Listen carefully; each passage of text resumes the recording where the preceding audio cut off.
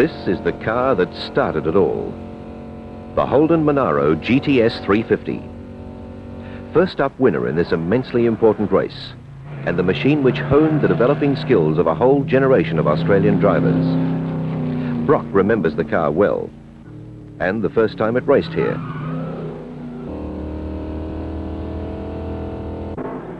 This circuit is by nature a very treacherous circuit.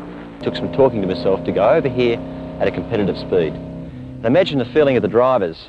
I remember when they told me what it was like when right here, cars were upside down and cars were coming over the mountain here full speed, bashing into other ones, when they had that fantastic pile-up at the beginning of the '69 race.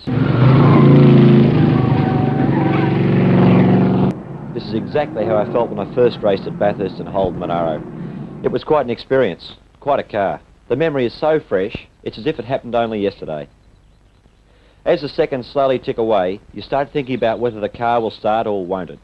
You start thinking about trying to make a good start and getting off cleanly and inspecting the piece of road you're about to start on very carefully indeed. Looking at the clouds and perhaps a few things like that. I don't really look at the other drivers very much. Once the race starts, I do, sure. I just concentrate totally and completely on getting off to a nice clean start and keeping an eye on that starter.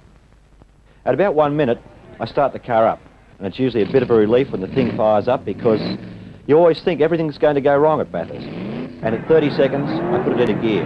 I make sure I get the engine revving cleanly so that as I drop the clutch, it's going to run away quickly up to the first corner. The last 10 seconds are really an eternity.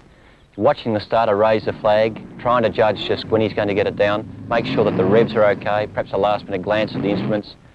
And I can tell you that once the flag drops and you're on your way, it's almost a relief. Back in the Monaro days, the tension was always there. Things were a lot different back in 1969. Pit stops were a fairly lengthy affair.